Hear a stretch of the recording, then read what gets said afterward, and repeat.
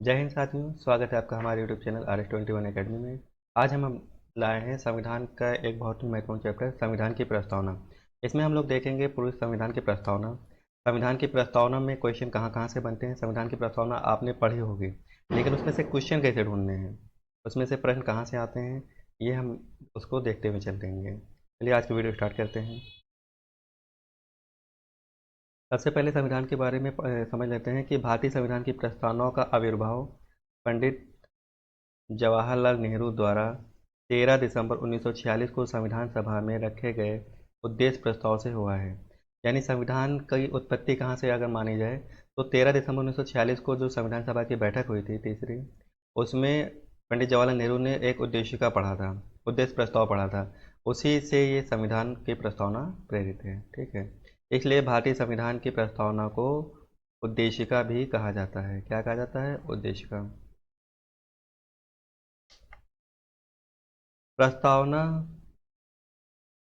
अमेरिकी संविधान से ली गई है। प्रस्तावना ली कहाँ से गई है? अमेरिकी संविधान से ली गई है, लेकिन इसकी भाषा पर ऑस्ट्रेलियाई संविधान की प्रस्तावना का प्रभाव है। तो अगर ये पूछा जाए कि प्रस्तावना ली कहाँ से गई है तो अमेरिकी संविधान से, और इसकी भाषा कहाँ के संविधान से है? ऑस्ट्रेलियाई संविधान के से प्रस्तुत प्रेरित है। ठीक है, 42वें संविधान, बहुत ही इंपॉर्टेंट क्वेश्चन, बहुत बार पूछा जाता है। 42वें संविधान संशोधन अधिनियम 1976 द्वारा प्रस्तावना में समाजवादी, पंथ निरपेक्ष और अखंडता शब्द शामिल किए गए। सबसे ज़्यादा पूछे जाने वाले क्वेश्चन है कि इस प्रस्तावना में ये शब्द कौन कौन से शामिल किए गए। तो शब्द याद रखेंगे, समाजवादी ये याद रहता है, पंथ निरपेक्ष और अखंडता, ये तीन शब्द जोड़े गए। कब जोड़े गए? 42वें संविधान संशोधन 1976 के दौरान। ठीक है, अब प्रस्तावना पढ़ेंगे और उसको ये भी देखते हुए चलेंगे कि इसमें क्वेश्चन कहाँ कहाँ से बनने हैं, पूरा समझते हुए चल रहे हैं। ठीक है, हम भारत के लोग। तो अब ये सबसे पहला क्वेश्चन बनता है कि संविधान की जो प्रस्तावना है वो किसके द्वारा प्रेरित की जा रही है, संविधान को कौन अपना रहा है? तो अपना रहे हम भारत के लोग, यानी हम जनता, पीपल ऑफ इंडिया। ठीक है, भारत को एक संपूर्ण प्रभुत्व संपन्न, संपूर्ण प्रभुत्व संपन्न, इसका तात्पर्य क्या हो गया? संपूर्ण प्रभुत्व संपन्न का तात्पर्य हो गया कि भारत एक ऐसा देश है जिस पर किसी का कोई बाहरी प्रभाव नहीं है, यानी वो अपने फैसले लेने के लिए पूरी तरीके से स्वतंत्र है। आज़ादी से पहले उसके फैसले कौन लेता था? जाहिर सी बात है, ब्रिटेन लेता था। लेकिन अब क्या हुआ कि संपूर्ण प्रभुत्व संपन्न, यानी पूरा का पूरा भारत के जो है अपने फैसलों पर पूरा प्रभाव है, पूर्णतः संपूर्ण संपूर्ण प्रभुत्व संपन्न देश है।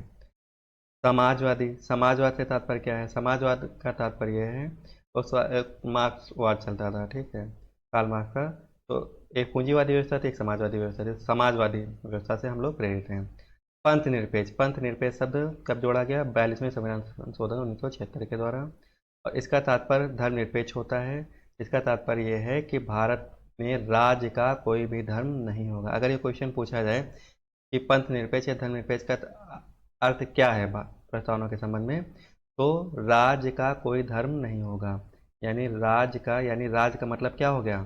भारत का, भारत का कोई धर्म नहीं होगा। लोकतंत्रात्मक गणराज्य, लोकतंत्रात्मक गणराज्य का मतलब लोगों के द्वारा बनाया हुआ गणराज्य बनाने के लिए तथा उसके समस्त नागरिकों को सामाजिक, आर्थिक और राजनीतिक न्याय। अब ये पूछा जाए न्याय कितने टाइप का दिया जा रहा है? सामाजिक, आर्थिक और राजनीतिक। ठीक है, जो डिटेल में स्टडी करते हैं ये क्वेश्चन जानते हैं, पीसीएस वगैरह में बहुत पूछा जाता है। कितने न्याय की बात हो रही है? तो तीन न्याय की, सामाजिक, आर्थिक और राजनीतिक। यहाँ पे धार्मिक नहीं, वो आपको धार्मिक से कंफ्यूज करेगा, लेकिन न्याय में धार्मिक शब्द नहीं है, सामाजिक, आर्थिक और राजनीतिक न्याय है। फिर है विचार, अभिव्यक्ति, विश्वास, धर्म और उपासना की स्वतंत्रता। अब स्वतंत्रता कितने टाइप की दी जा रही है? तो एक विचार, दूसरी अभिव्यक्ति, ठीक है, तीन विश्वास, चार धर्म और पांचवी उपासना। इसकी स्वतंत्रता दी जा रही है, विचार, अभिव्यक्ति, विश्वास, धर्म और उपासना की स्वतंत्रता। अब क्वेश्चन कैसे पूछेगा? इसमें से दे देगा, चार ऑप्शन दे देगा, इसमें सामाजिक, धार्मिक, राजनीतिक कर देगा, किसी में सामाजिक, आर्थिक, धार्मिक कर देगा। तो पूछेगा इसमें से कौन सा न्याय है, तो आपको याद रखना सामाजिक, आर्थिक और राजनीतिक न्याय। स्वतंत्रता कितने टाइप की? विचार, अभिव्यक्ति, विश्वास, धर्म और उपासना की स्वतंत्रता। उसके बाद समता, समता की बात हो रही है किसकी? प्रतिष्ठा और अवसर की समता। किसकी समता? प्रतिष्ठा और अवसर की समानता, समानता की बात हो रही है। प्राप्त कराने के लिए तथा उन सब में व्यक्ति की गरिमा और राष्ट्र की एकता और अखंडता सुनिश्चित करने वाली बंधुता बढ़ाने के लिए। अब यहाँ पे है कि व्यक्ति की गरिमा, राष्ट्र की एकता, ठीक है, राष्ट्र की एकता और अखंडता। अखंडता शब्द कब जोड़ा गया था? 42वें संविधान संशोधन 1976 के द्वारा सुनिश्चित करने वाली बंधुता बढ़ाने के लिए। दृढ़ संकल्प होकर अपनी इस संविधान सभा में आज तारीख 26 नवंबर 1949 ईस्वी, मिति मार्गशीर्ष शुक्ल सप्तमी संवत 2006 विक्रमी। इसका तात्पर्य है ये है कि संविधान इस दिन कंप्लीट हुआ था। किस दिन कंप्लीट हुआ था? 26 नवंबर 1949 ईस्वी को, ठीक है। ये संविधान के कंप्लीट होने की तारीख है। प्रस्तावना इसी दिन आई थी अस्तित्व में। तो इससे क्या होगा कि आप ये रखें कि प्रस्तावना ही नहीं हम लोग वो कर रहे हैं, अडॉप्ट कर रहे हैं, बल्कि इस पूरे के पूरे संविधान को अडॉप्ट कर रहे हैं उस दिन, इस तारीख को 26 नवंबर 1949 को। एतद द्वारा इस संविधान को अंगीकृत अंगीकृत अधिनियमित और आत्मर्पित करते हैं, ठीक है।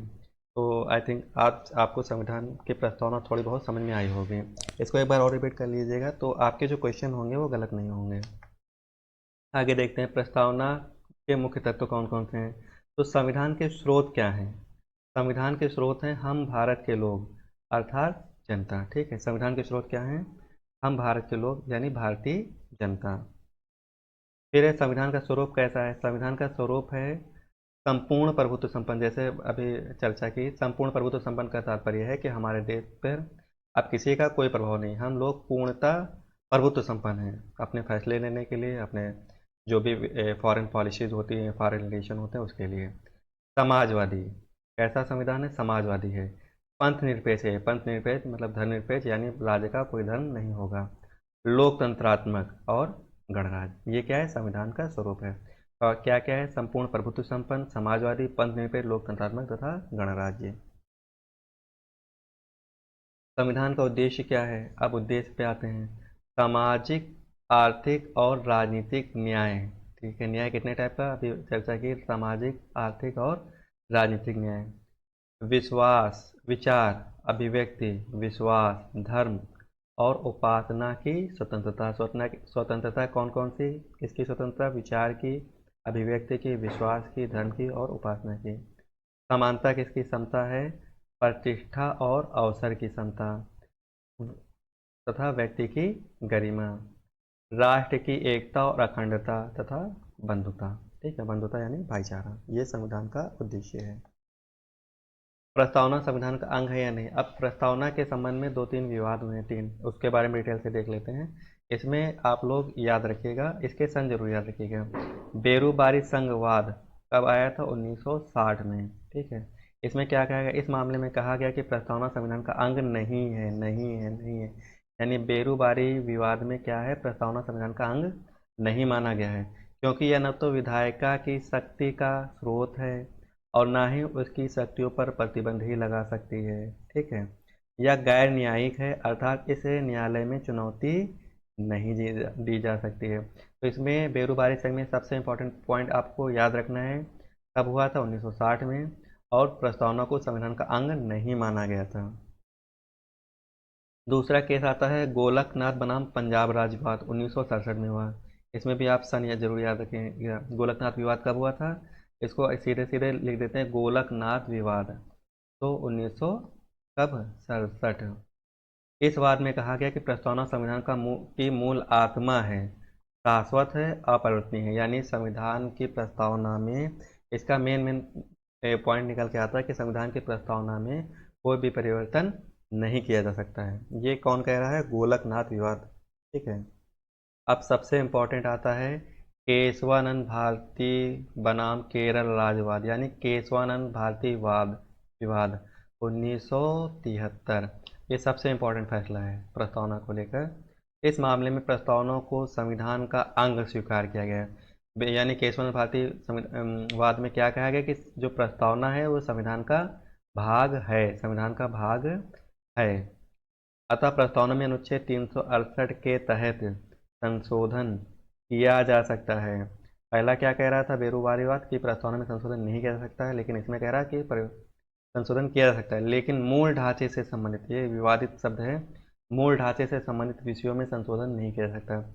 यानी जो प्रस्तावना के मूल ढांचा है उसमें कोई संशोधन नहीं किया जा सकता है। ठीक है, अब कुछ क्वेश्चन देख लेते हैं हम लोग, कहाँ कहाँ से क्या बनते हैं। भारतीय संविधान का कौन सा भाग संविधान की आत्मा कहलाता है? तो भारतीय, इसमें कन्फ्यूजन होता है, पहले ऑप्शन देख लेते हैं। मूल अधिकार, उद्देश्य का, राज्य की नीति निश्चित तत्व, संवैधानिक उपचारों का अधिकार। अब आपको कन्फ्यूजन दो में होगा, एक तो उद्देशिका में और दूसरा संवैधानिक उपचारों का अधिकार। तो इसमें याद रखिएगा कि भारतीय संविधान की आत्मा, इसको कहते हैं प्रस्तावना को, यानी प्रस्तावना या उद्देशिका को कहते हैं, क्या कहते हैं? भारतीय संविधान की आत्मा। ठीक, लेकिन लेकिन लेकिन अगर ये कहे कि डॉक्टर अंबेडकर के द्वारा भारतीय संविधान की आत्मा किसे कहा गया है, तो संवैधानिक उपचारों का अधिकार अनुच्छेद 32, इसको किसके द्वारा कहा गया है? इसको कहा गया है बाबा साहब भीमराव अंबेडकर के द्वारा। यानी अंबेडकर के, डॉक्टर अंबेडकर के द्वारा संविधान की आत्मा किसको कहा गया है? संवैधानिक उपचारों का अधिकार अनुच्छेद 32 को। लेकिन अगर डायरेक्ट क्वेश्चन आता है कि भारतीय संविधान का कौन सा भाग संविधान की आत्मा है, तो उसको उत्तर क्या लगाएंगे? उद्देशिका लिखा हो या प्रस्तावना लिखा हो। समझ में आया? अगला क्वेश्चन देखते हैं, निम्नलिखित में से कौन सा एक भारतीय संविधान के उद्देश्यों को प्रतिबिंबित करता है? यानी भारतीय संविधान के उद्देश्य क्या है, इसको कौन सा क्या प्रतिबिंबित करता है? मौलिक अधिकार, संविधान की प्रस्तावना, राज्य की नीति निश्चित तत्व या संसद। ये क्वेश्चन बहुत ही सिंपल है, आप लोग समझ ही गए होंगे। उद्देश्यों को प्रतिबिंबित करेगा संविधान की प्रस्तावना, यानी उद्देश्य का, उद्देश्य का तात्पर्य उद्देश्य का, और संविधान की प्रस्तावना का दूसरा नाम ही उद्देश्य का है। तीसरा क्वेश्चन आता है, 42वें संविधान संशोधन द्वारा प्रस्तावना में लिखित किन शब्दों को जोड़ा गया? अब ये सबसे ज़्यादा कन्फ्यूजन करता है। समाजवादी, गणतंत्रात्मक, धर्मनिरपेक्ष है। अब आप लोग सोचिए कौन सा आंसर सही है।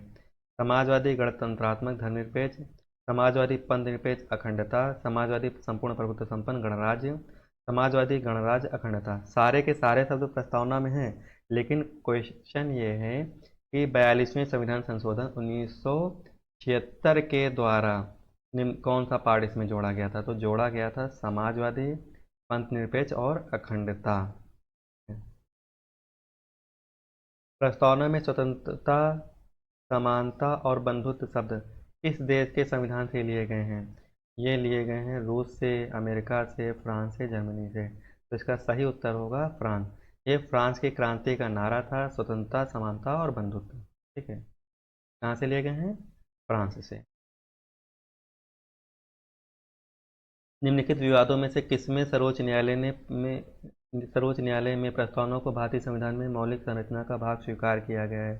यानी जो प्रस्तावना है संविधान का भाग है, इस किस वाद में कहा गया है? बेरूबारीवाद, ए के गोपालन विवाद, केशवानंद भारती विवाद या गोलकनाथ विवाद। तो अभी हम लोगों ने पढ़ा था केशवानंद भारती विवाद 1973 के द्वारा प्रस्तावनाओं को संविधान का अंग माना गया, और कहा गया कि 368 के तहत प्रस्तावना में भी संशोधन किया जा सकता है। लेकिन लेकिन लेकिन जो प्रस्तावना के मूल ढांचा है उसको में संशोधन नहीं किया जा सकता है। तो आई थिंक ये वीडियो आपको पसंद आई होगी। अगर पसंद आई हो तो प्लीज़ इसे लाइक और शेयर ज़रूर कर दें अपने दोस्तों के साथ। धन्यवाद।